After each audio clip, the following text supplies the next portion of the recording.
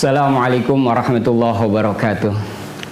Bismillah, walhamdulillah, wassalatu wassalamu ala rasulillah Muhammad ibn Abdillah wa ala alihi wa sahbihi wa mawala.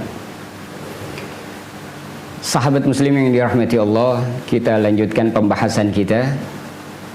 Sekali lagi bahwa dalam rangkaian pertemuan-pertemuan kita ini kita membahas hal-hal yang mendasar daripada agama kita berkaitan dengan ibadah kita, dan kita masih membahas tentang salat. Dan ini penting diketahui untuk kita yang baru belajar agama, untuk yang baru baligh atau baru mu'alaf masuk Islam, dan buat kita semuanya yang sudah menjalankan ritual agama kita, salat kita dan ibadah-ibadah kita lainnya, sama-sama kita periksa lagi ibadah kita yang berkaitan dengan syarat, rukun, dan menghindari hal-hal yang membatalkan. Setelah kita membahas tentang najis, di mana syarat pertama dari salat kita adalah bersih pakaian, badan, dan tempat dari najis. Sebelum kita lanjutkan pembahasan, bahwa kita lengkapi pembahasan najis yang telah kita urai panjang lebar kemarin. Ada hal-hal yang najis itu termasuk najis yang dimaaf, yu'fa anhu. Di mana najis yang dimaaf itu? Di antaranya misalnya kita bahas kemarin bahwa air kencing adalah najis. Apabila air kencing itu cipratan daripada pakaian kita, menetes di pakaian kita, maka pakaian kita tidak bisa dipakai sholat. Tetapi ada bagian-bagian apabila cipratan itu sangat kecil sehingga tidak kasat mata, yang kita tidak yakin apakah itu terkena atau tidak. Nah, bagian-bagian yang sangat kecil dari cipratan air kencing itu yang tidak terlihat oleh mata kita, sulit kita melihatnya, maka itu termasuk daripada najis yang dimaaf. Insya Allah sholatnya tetap sah. Dan ada beberapa najis-najis yang dimaaf, insya Allah nanti akan kita bahas secara khusus tentang bagian itu. Kita lanjutkan pembahasan kita kepada syarat sah sholat kita yang kedua. Setelah syarat yang pertama adalah bersih pakaian, badan, dan tempat dari najis, maka syarat yang kedua adalah bersihnya dari hadas. Kalau najis konkret terlihat ainiyah nyata, tapi kalau hadas itu abstrak.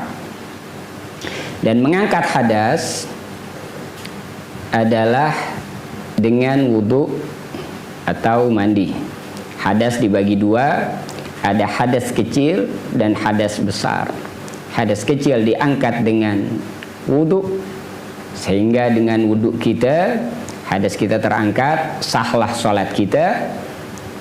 Dan hadas besar junub diangkat dengan mandi wajib, sehingga dengan mandi wajib terangkatlah hadas besar.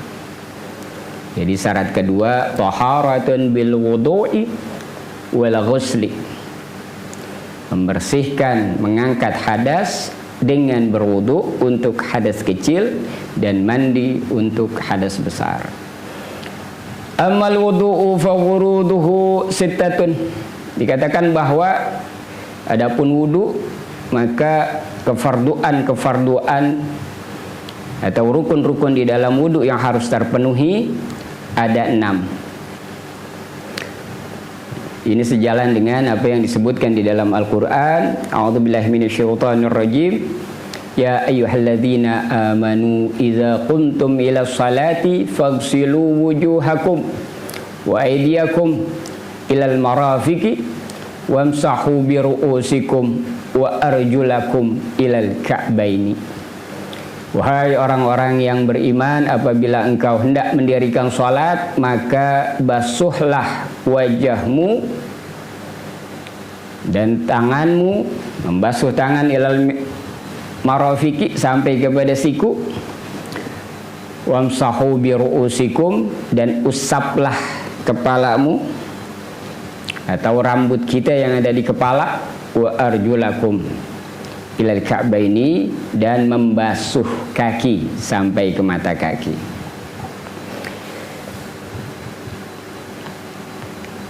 Kemudian disebutkan di sini al-awwalu an-niyatu taharatil salati. Pertama daripada rukun di dalam wudhu kita adalah niat bersuci. Lis-salat taharatil salati, an-niyatu taharatul lis-salati aw raf'il hadasi aw nahwihima. Dengan niat, di dalam niat kita itu dimasukkan niat untuk membersihkan diri kita untuk sholat, atau niat mengangkat hadas, atau yang seumpama seperti itu. Dan tempat niat adalah bil qalbi ma'a awali ghaslil wajhi. Tempatnya adalah di hati, disebutkan, dihadirkan niat tersebut. Dan waktunya adalah bersamaan dengan basuhan wajah kita yang pertama. Jadi di dalam wudhu kita, sebagaimana yang kita tahu, kita awali dengan cuci tangan, kumur-kumur, basuh hidung, istinsar, itu semuanya sunnah di dalam wudhu. Maka hadirkan juga niat sunnahnya. Nawaitu sunnatul wudhu, saya niat melaksanakan sunnah wudhu ketika kita berkumur, ketika kita membersihkan hidung, istinsar, memasukkan air ke rongga hidung kita, mengeluarkan, itu adalah sunnah, dan kita hadirkan niat sunnahnya di situ. Rukunnya yang ini harus ada, yang dihitung sebagai satu kewajiban di dalam wudhu kita, dimulai dengan membasuh wajah. Dengan membasuh wajah dan niat adanya di situ. Bersamaan dengan basuhan pertama wajah kita, hadirkan niat di hati kita. Dengan niat yang tadi, kita niat berwudu, kita niat mengangkat hadas. Itu niat menjadi rukun yang pertama di dalam wudu kita. Azan yang kedua, ghaslul wajhi, membasuh wajah. Ya. Bersamaan tempatnya antara niat di dalam hati dengan mengalirkan air di wajah kita, membasuh wajah kita, dan basuh wajah kita itu adalah hitungannya kedua di dalam rukun wudhu kita. Yang mana bagian wajah kita yang dibasuh ketika wudhu, min mabda'i tastihi jabhati ila muntahadzaqani, dari awal tempat tumbuhnya rambut di atas dahi kita, di atas jidat kita. Ini awal yang harus kita basah ketika kita berwudhu. Ila muntahadzaqani, sampai ujung daripada dagu kita. Ini bagian wajah kita. Dari awal tempat tumbuhnya rambut di atas bagian atas jidat kita sampai ujung dagu kita. Wa minal udhuni ilal udhuni, dari telinga, ya, bagian, ya, sisi telinga kita ini ke ilal udhuni, kepada telinga yang lain. Ini adalah bagian yang harus basah ketika kita berwudu. Agar wudu kita sah, kita pastikan semua bagian ini terbasahkan dengan air wudu kita secara sempurna. Basuh semuanya, jangan sampai ada terlewat. Itu bagian yang harus dibasuh ketika wudu kita. Semuanya, bagian wajah kita. Nanti ada bagian yang untuk orang-orang yang bercambang sangat tebal atau berjenggot sangat tebal. Nah, itu mereka ada rukhsah buat mereka. Tidak apa-apa ketika air tidak bisa masuk ke dalamnya karena saking tebalnya cambang atau saking tebalnya jenggot sehingga air tidak masuk, itu dimaaf. Ya. Yang pasti bagian seluruh wajah yang ainnya yang nyata terlihat itu terbasuh dengan sempurna. Tapi kalau jenggotnya seperti jenggot saya ini, air sangat mudah masuk. Ini harus kita basahkan semuanya. Insya Allah bagian kulit-kulitnya dengan jenggotnya hanya seperti ini, itu akan terbasuhkan semuanya. Dan itu kita sempurnakan basuhan wajah kita dari min mabda'i tastihi ra'si ila muntahadzaqani minal udhuni ilal udhuni. Seluruh bagian wajah kita yang tersebutkan di situ kita basuh secara sempurna pada bagian rukun yang kedua, yaitu membasuh wajah. Az-zalisu, yang ketiganya, ghuslul yadaini ma'al mirfaqaini, membasuh tangan. Ya, kalimat membasuh itu artinya air mengalir. Jadi bukan hanya mengusap, tapi air mengalir, ya, kepada bagian-bagian yang wajib terbasuh, yang disebut membasuh daripada bagian wudhu kita. Maka selanjutnya adalah kita basuh tangan kita, bagian tangan kita sampai kepada siku. Ya, kita lebihkan sedikit untuk memastikan terpenuhinya kewajiban membasuh seluruh tangan kita ini. Dan setiap bagian-bagiannya ini, celah-celahnya kita pastikan air wudhu kita lewat. Jangan sampai ada bagian yang tidak terbasuh oleh air wudhu. Ar-rabi'u, yang keempatnya, daripada rukun yang wajib dihadirkan atau terpenuhi di dalam wudhu kita, mashu aqall syai'in min basyaratir ra'si aw min sya'rihi, membasuh bagian kulit kepala atau rambut yang ada di kepala. Sedikit-dikitnya, sekurang-kurangnya sedikit bagian rambut atau kepala kita, ya, kita basuh, maka terpenuhi rukunnya. Tapi nanti ada kesunahan yang apabila kita lakukan pahalanya luar biasa daripada menghadirkan pahala sunnah itu, yaitu dengan membasuh seluruh bagian kepala kita dengan cara seperti ini, mengusap kepala kita, rambut kepala kita. Ini sunnah dalam mazhab Syafi'i, membasuh secara mengusap secara keseluruhan bagian kepala kita. Tetapi apabila kita hanya mampu membasuh sedikit saja, itu juga sudah terpenuhi rukunnya, sah wudhu kita. Adapun dalam mazhab Syafi'i, ketika mengusap keseluruhan ini adalah sunnah, tetapi pahalanya luar biasa, dan kita usahakan kita kejar kesunahan-kesunahan di dalam wudhu kita. Aw min ra'si aw min sya'rihi idza lam yakhruj mamsuhu minhu bil maddi an hadd ra'si, ya, atau membasuh rambut yang ada di kepala kita dengan catatan tidak keluar dari bagian kepala kita karena panjangnya rambut. Ya, seandainya kita memiliki rambut yang panjang, maka sekalipun rambut kita yang panjang dan di antara rukun ini adalah membasuh kepala atau rambut, yang harus dibasuh adalah yang masih bagian masuk ke dalam bagian kepala kita. Ya, sehingga rambut yang panjang, ya, tapi sudah keluar daripada bagian kepala, kita basuh di situ maka tidak terpenuhi atau tidak sah. Jadi sekalipun kita membasuh rambut, mana bagian kepala adalah bagian yang kita sama-sama tahu, ya, sehingga bagian-bagian ini ketika kita tidak tidak bisa membasuh bagian depan, bagian sampingnya ini masih sah selama dia masih di dalam area kepala. Tetapi kalau rambut itu sudah keluar, kita basuhnya di bagian yang sudah jatuh di pundak kita atau bagian leher kita yang sudah keluar dari batasan kepala, maka tidak sah mengusap rambut itu. Ya, jadi mengusap kepala atau rambut yang panjang, ya, tetap yang bagian yang harus dibasuh adalah yang masih masuk bagian kepala kita. Al-khamisu, yang kelimanya, ghaslur rijlaini ma'al ka'baini, membasuh kaki. Ini kalimatnya adalah membasuh kaki. Jadi bagian kaki bukan mengusap. Kita kembalikan kepada ayat Al-Quran yang tadi di awal dibacakan, wa arjulakum ilal ka'baini. Waw atopnya itu kembali kepada wujuhakum wa aidiyakum, sehingga pada bagian arjulakum dibaca arjulakum bukan arjulikum, karena dia atopnya kepada wajah dan tangan, bukan kepada biruusikum, bukan kepada rambut. Kalau rambut atau kepala itu diusap, sedangkan yang pertama itu wajah adalah dibasuh, artinya air mengalir, tangan dibasuh, maka demikian juga kaki.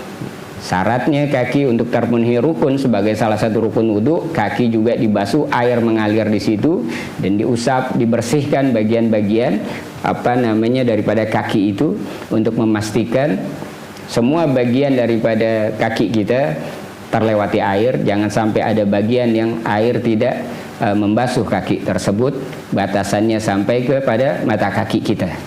Asadisu, yang keenamnya,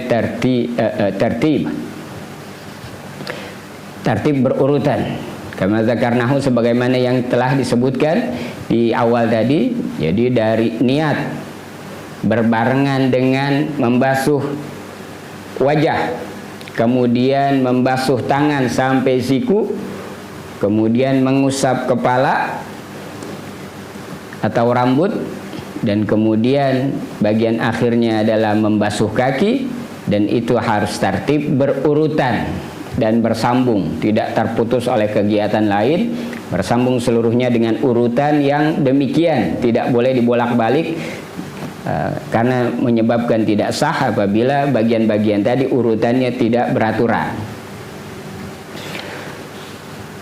Wa yajibu fil wajhi wal yadini wa rijlaini ghaslu juz'in. Wajib ketika kita membasuh wajah, membasuh tangan dan membasuh kaki, itu kita basuh ghaslu juz'in, membasuh semua bagian-bagiannya. Ceruk-ceruk daripada bagian wajah kita di mata, ya, hidung.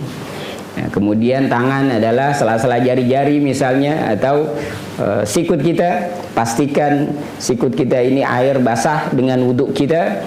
Ya, kemudian juga kaki demikian, seluruh jari-jari sela-sela daripada jari kita pastikan air lewat. Kemudian juga bagian tumitnya sampai batasan mata kaki, ya, lewat dikit ke atas untuk memastikan kewajiban untuk membasah semuanya terbasuhi oleh air wuduk kita.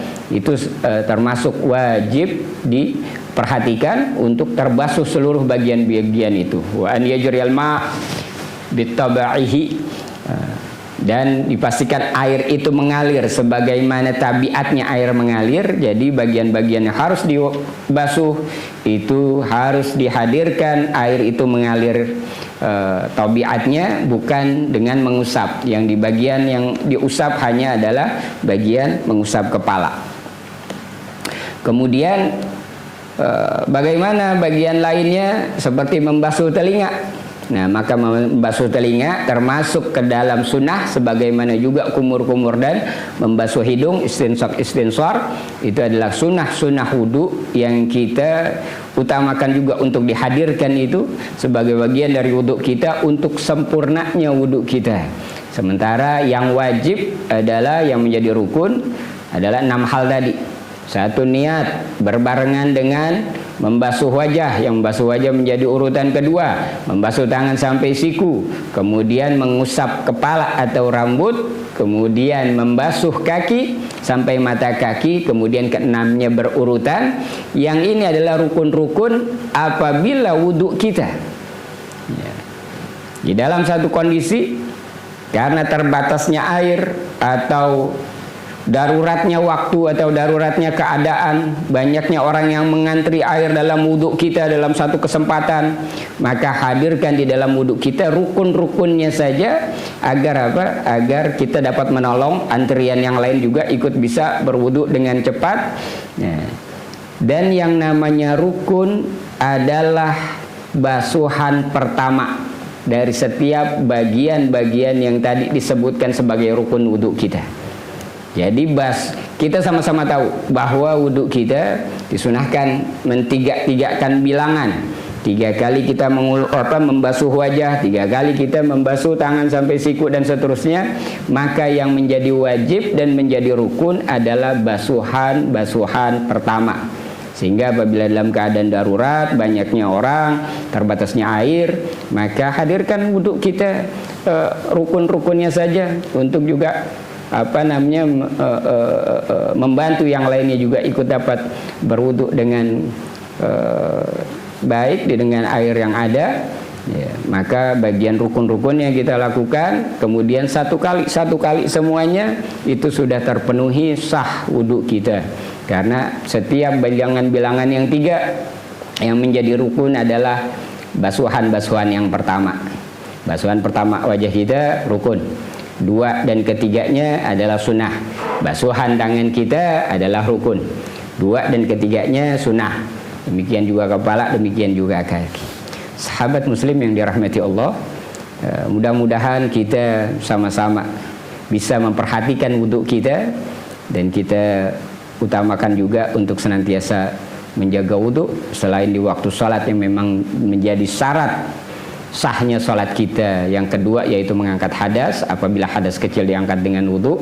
Kemudian di luar sholat juga, dalam aktivitas kita sehari-hari juga kita usahakan untuk senantiasa menjaga wudhu kita. Dan insya Allah penuh kebaikan di situ selain pahala, dan juga membentuk karakter yang indah buat seorang muslim dengan senantiasa menjaga wudunya. Sahabat muslim yang dirahmati Allah, kita akan lanjutkan pembahasan kita pada kesempatan selanjutnya, yaitu mengangkat hadas besar dengan mandi. Akhirnya alafu minkum, mohon dibukakan pintu maaf apabila ada hal-hal yang tidak berkenan atau hal-hal yang salah saya ucapkan. Billahi taufiq wal hidayah, wallahu muwaffiq ila aqwamit thoriq. Assalamualaikum warahmatullahi wabarakatuh.